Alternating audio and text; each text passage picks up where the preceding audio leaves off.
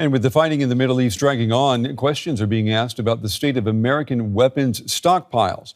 Media reports say that 5 months of strikes on Iran have severely depleted the U.S. military's supply of missiles, especially advanced interceptors.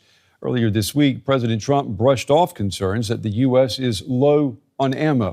በዋሽንግተን ወታደራዊ መጋዘኖች ውስጥ በከፍተኛ ሁኔታ ያጋጠመውና የጦር ስትራቴጂስቶችን አሳስቧል የተባለው የዘመናዊ ሚሳኤሎች አቅርቦት እጥረት በሌላ በኩል ደግሞ በቴህራን የስልጣን ማዕከል ውስጥ በፕሬዝዳንት መስዑድ ፔዚሽኪያን ዙሪያ የተነሳው የፖለቲካ ውጥረትና የስልጣን መልቀቅ ዘገባ የዚህ ታላቅ ግጭት ዋና ዋና መታጠፊያዎች ሆነው ብቅ ብለዋል። በመካከለኛው ምስራቅ የዛሬው ጥንቅር የዓለምን የኢኮኖሚና የደህንነት መሰረት እያናጋ የሚገኘውን የአሜሪካና የኢራን ፍልሚያ ዘርፈ ብዙ ገጽታዎች ይዳስሳል። የአሜሪካን ወታደራዊ አቅም የፈተነውን የመሳሪያ ክምችት መመናመንና የቴህራን የውስጥ ፖለቲካዊ ሽኩቻ መነሻ በማድረግ በሆርሙዝ የባህር ወሽመጥ አካባቢ የተጋረጠውን ስትራቴጂካዊ የነዳጅ መስመር መዘጋት በጥልቀት ይተነትናል። በተጨማሪም በሁለቱም ወገኖች በኩል የሚታየውን የወታደራዊ ዝግጅት ስፋት፣ በኢራን የሚሳኤልና የድሮን ማምረት አቅም ላይ የተደረጉትን ማሻሻያዎች፣ በቀይ ባህር እንዲሁም በጎረቤት ሀገራት የሚንጸባረቁትን ቀጠናዊ ጥቃቶች በዝርዝር ያቀርባል። ከውጊያው ጎን ለጎን በኦማንና ካታር አዘጋጅነት የሚከናወኑትን ምስጢራዊ ዲፕሎማሲ ንግግሮችና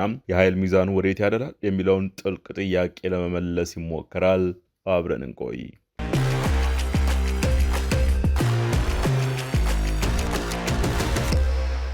የዩናይትድ ስቴትስ እና የኢራን ጦርነት ከጊዜ ወደ ጊዜ ቅርጹን እየለዋወጠ ሀገራትን ወደ ከፋ ውጥረት እየከተተና አጠቃላይ ዓለም አቀፉን የፖለቲካና የኢኮኖሚ ደህንነት አደጋ ላይ እየጣለ ይገኛል። ባለፈው የካቲት ወር አሜሪካና እስራኤል በኢራን የኒውክሌርና የወታደራዊ መሰረተ ልማቶች ላይ ያነጣጠረ ግዙፍ የአየርና የሚሳኤል ጥቃት በመሰንዘር የከፈቱት ይህ ጦርነት በአሁኑ ወቅት በውጊያ መስመሮችና በዲፕሎማሲ ጠረጴዛዎች መካከል የተወጠረ ታላቅ የጂኦፖለቲካ ድራማ ሆኗል። የዓለም የነዳጅና የፍሳሽ ተፈጥሯዊ ጋዝ አቅርቦት 1/5 የሚያልፍበትን የሆርሙዝን የመቆጣጠርና የመዝጋት ፍልሚያ የነዳጅ ዋጋንና የዓለም አቀፍ መርከቦችን እንቅስቃሴ እጅጉን እያናጋው ይገኛል። የዩናይትድ ስቴትሱ ፕሬዝደንት ዶናልድ ትራምፕ በኢራን ላይ የሙሉ በሙሉ እጅ መስጠት ወይም የፈጣን ስምምነት ጥያቄ አቅርበው ካልሆነ ግን አደገኛ ወታደራዊ ጥቃቶች እንደሚቀጥሉ ዛቻቸውን ቢያድሱም በቴህራን በኩል ያለው ምላሽ ግን እጅ የመስጠት ሳይሆን የጦር አቅምን በእጥፍ በማሳደግ ለረጅም ጊዜ ውጊያ የመዘጋጀት ሂደቱ ነው ተገኝቷል። በቴህራን በኩል ያለው ወታደራዊ ዝግጅትና የኃይል አስተላለፍ ሲታይ የኢራን ወታደራዊ ባለስልጣናት ከአሜሪካ ጋር የሚደረጉ የሰላም ንግግሮች ዳግም ቢቋረጡና ቢከሽፉ እንኳን ጦርነቱን ለመቀጠል ሙሉ በሙሉ ዝግጁ መሆናቸውንና ባጋጠማቸው ጥቃት ውስጥ አልፈው በፍጥነት ማገገማቸውን በጽኑ ተናግረዋል። የኢራን ጦር ቃል አቀባይ ብርጋዴር ጄኔራል መሐመድ አክራሚኒያ በአገሪቱ መንግስታዊ ቴሌቪዥን ጣቢያ ቀርበው በሰጡት ይፋዊ መግለጫ ኢራን ባለፈው ሰኔ ወር ከአሜሪካ ጋር የተፈራረመው በነበረውና በኋላ ላይ በፈረሰው የመግባቢያ ሰነድ የተገኘውን የእፎይታ ጊዜና የጊዜያዊ የተኩስ አቁም አጋጣሚ በከፍተኛ ደረጃ ተጠቅማበታለች። ብርጋዴር ጄኔራሉ እንዳብራሩት በዚህ ሰነድ በተገኘው አጋጣሚ የነበሩ ወታደራዊ መሳሪያዎች ወደ ሰራዊቱ እንዲገቡ ተደርገዋል። አዳዲስ ዘመናዊ ጦር መሳሪያዎች ከውጭ ሀገር ተገዝተው ገብተዋል። በጠላት ጥቃት የተበላሹና የተጎዱ የጦር ስርዓቶች ሙሉ በሙሉ ተጠግነው ወደ ስራ ተመልሰዋል። እንዲሁም አዳዲስ የሀገር ውስጥ የጦር ስርዓቶች ተመርተው ለውጊያው ተዘጋጅተዋል። በተጨማሪም አዲስ ትውልድ ሰው አልባ የጦር አውሮፕላኖች ወይም ድሮኖች በውጊያ መስመር ላይ መሰማራታቸውንና የእነዚህ ድሮኖች ዝርዝር የቴክኒክ መግለጫ ወደፊት ይፋ እንደሚደረግ ጠቁመዋል። በተመሳሳይ ሁኔታ የኢራን ጊዜያዊ መከላከያ ሚኒስትር ማጅድ ኢብን ኢራዛ ባለፈው ወር እንደገለጹት በአገሪቱ የሚሳኤልና የድሮን ማምረት ስራ ለአንድም ቀን እንኳ አልቆመም። ሚኒስትሩ አክሎም የድሮን ምርት መጠን ከጦርነቱ በፊት ከነበረበት በ3 እጥፍ ማደጉን ያረጋገጡ ሲሆን ትክክለኛውን ቁጥር ግን ከመግለጽ ተቆጥበዋል።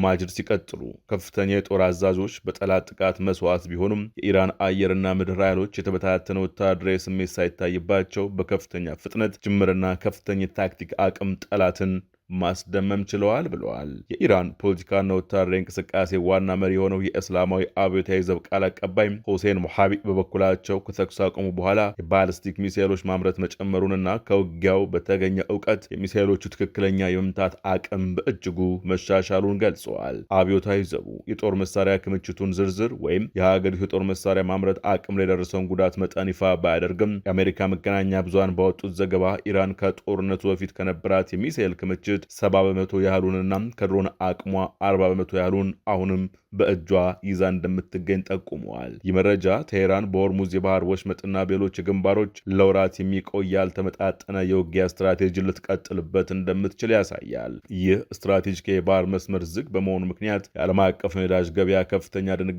ውስጥ ወድቋል። የመርከብ ዋስትና ኩባንያዎች ወደ አካባቢ በሚመጡ የጭነት መርከቦች ላይ የሚጣለውን የዋስትና ክፍያ በከፍተኛ ደረጃ በማሳደጋቸው ሳቢያም የመርከብ ዋስትና ኩባንያዎች ወደ አካባቢው በሚመጡ የጭነት መርከቦች ላይ የሚጣለውን የዋስትና ክፍያ በከፍተኛ ደረጃ በማሳደጋቸው ምክንያት የዓለም አቀፍ የንግድ እንቅስቃሴ መስተጓጎል ገጥሞታል። የኢራን የባህር ኃይል በሆርሙዝ ወሽመጥ አካባቢ የሚንቀሳቀሱ ማናቸውንም የጠላት መርከቦች ኢላማ ለማድረግ ፈጣን የውጊያ ጀልባዎችንና የባህር ስር ፈንጂዎችን በማሰማራት አካባቢውን ሙሉ በሙሉ የጦር ቀጠና አድርገውታል። የዩናይትድ ስቴትስ የባህር ኃይል የመርከቦችን ደህንነት ለማስጠበቅ የሚደረገውን ጥረት ለማጠናከር ተጨማሪ የጦር መርከቦችን ወደ ቀጠናው ቢልክም የሆርሙዝ የባህር ወሽመጥ የጠበበና ለጥቃት የተጋለጠ በመሆኑ የወታደራዊ ጥበቃ ስራውን እጅጉን አዳጋች አድርጎታል። የኢራን ወታደራዊ ዝግጅትና የኃይል አስተላለፍ በየግንባሩ እያየለ በመጣበት በዚህ ወቅት በአሜሪካ፣ እስራኤልና በጥቂት የቀጠናው አጋር አገራት የሚመሩ ሰው ያላቸውና ሰው አልባ የጦር አውሮፕላኖች ጦርነቱ ከተቀሰቀሰበት ጊዜ ጀምሮ በኢራን የአየር ክልል ውስጥ ሺዎች የሚቆጠሩ የበረራ ጥቃቶችን ፈጽመዋል። የኢራን የአየር መከላከያ ስርዓት በተደጋጋሚ ቦምብ የመደብደብ አደጋ ቢደርስበትም አብዮታዊ ዘቡና የኢራን መደበኛ ጦር ግን በርካታ የክሩዝ ሚሳኤሎችን የአሜሪካ ጦር የሚያሰማራቸውን ኤምኪው 9 እና ኤምኪው 1 የተባሉ የውጊያና የስለላ ድሮኖችን እንዲሁም ሉካስ የተባሉ አደገኛ ዘመናዊ ድሮኖችን በደቡባዊ ኢራን አየር ክልል ውስጥ መጣላቸውን በይፋ አውጀዋል። ባለፈው ሳምንት ሮይተርስ ስማቸውን ካልጠቀሳቸው የምስራቅ እስያና መካከለኛው ምስራቅ የመረጃ ምንጮች አገኘሁት ባለው ዘገባ ኢራን በፓኪስታን ድንበር በኩል የሚሸጋገሩ እስከ 400 የሚደርሱ ቻይና ሰራሽ በትከሻ የሚተኮሱ ዘመናዊ የአየር መከላከያ ሚሳኤሎች ልታገኝ እንደሆነ ቢገለጽም ቻይናና ፓኪስታን ዘገባውን ፈጥነው አስተባብለውታል። የኢራን ባለስልጣናት ደግሞ በጉዳዩ ላይ ምንም አይነት ይፋዊ አስተያየት ከመስጠት ተቆጥበዋል። በሌላ በኩል የቀድሞ የአብዮታዊ ዘብ ከፍተኛ አዛዥ ሁሴን ካናኒ ሞቃደም ለአልጀዚራ በሰጡት ጥልቅ ወታደራዊ ትንታኔ የአሜሪካና የእስራኤል ጥቃቶች የኢራንን ዋና ዋና ወታደራዊ አቅሞችን ማዳከም እንዳልቻሉ ያስረዳሉ።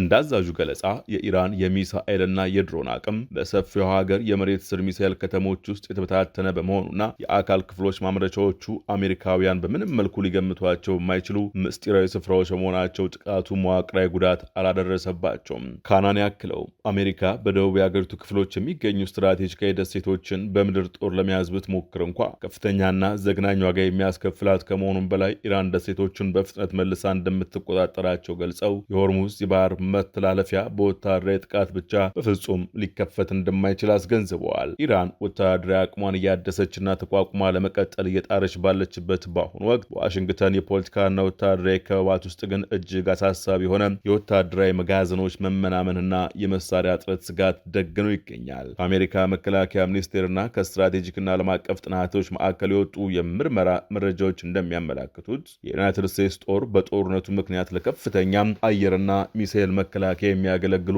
ቁልፍ መሳሪያዎችን በከፍተኛ ሁኔታ ጨርሷል። አሜሪካ ከጦርነቱ በፊት ከነበሩት 452 የሳድ ሚሳኤል መቃወሚያዎች 4/5ኛውን ወይም 80% ያህሉን እንዲሁም ከ2200 የፓትሪዮት ሚሳኤሎች አጋማሽ ያህሉን በጦርነቱ ላይ አጥፍታለች። በተጨማሪም አሜሪካ ረዥም ርቀት የሚተኮሱትን የታካምስ PRSM እና ቶምሆክ ክሩዝ ሚሳኤሎችን በከፍተኛ መጠን በመጨረሷ ምክንያት የመከላከያ መጋዘኖቿ አደገኛ በሚባል ደረጃ ባዶ መሆናቸውን ወታደራዊ አዛዦች ለፕሬዝዳንቱ አስረድተዋል። ይህ የመሳሪያ እጥረት የጦር ሰራዊቱ ኤታማዦር ሹም ጄኔራል ዳን ኬን እና የመከላከያ ሚኒስትሩ ፔት ሄግሴት ለፕሬዝዳንት ዶናልድ ትራምፕ የክምችት ሁኔታ አደገኛ ደረጃ ላይ መድረሱን እንዲያስረዱ አስገድዷቸዋል። ይኸው ስጋት የባህረ ሰላጤው ሀገራት በተለይም ሳውዲ አረቢያ አሜሪካ ጥቃቱን አጠናክራ ብትቀጥል ኢራን በሃይድሮ ካርበን እና በኢነርጂ መሰረተ ልማቶቻቸው ላይ የምትሰነዝረውን የአጸፋ ጥቃት ለመመከት አንችልም በሚል ባቀረቡት አጣዳፊ ጥያቄ መሰረት ፕሬዝዳንት ትራምፕ በኢራን የኃይልና የፔትሮኬሚካል መሰረተ ልማቶች ላይ ታስበውን ሰፊ ጥቃት መጨረሻው ሰዓት ላይ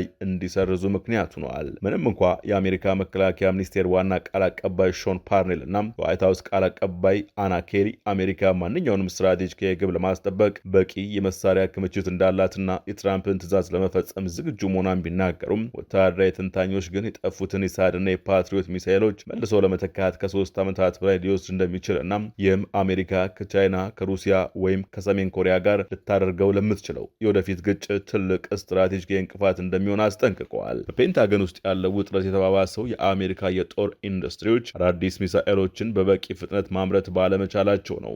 የዲፌንስ ፕሮዳክሽን አክት የተባለውን የድንገተኛ ጊዜ ማምረቻ ሕግ በመጠቀም የማምረት አቅምን ለማሳደግ ሙከራዎች ቢደረጉም አስፈላጊ ጥሬ ዕቃዎች እጥረትና የዘመናዊ የኤሌክትሮኒክስ ክፍሎች እጥረት ምርቱን እንዳይፋጠን አድርጎታል። ይህም አሜሪካ በወታደራዊ ኃይል መፍትሄ ለማምጣት በሚኖራት እቅድ ላይ ከፍተኛ ጥያቄ ያስነሳ ሲሆን የወታደራዊ ተንታኞች እንደሚሉት ዋሽንግተን ረዥም ጊዜ የሚወስድ የቆይታ ጦርነቱ ከገባች የጦር አቅሟ በእጅጉ ሊዳከም ይችላል።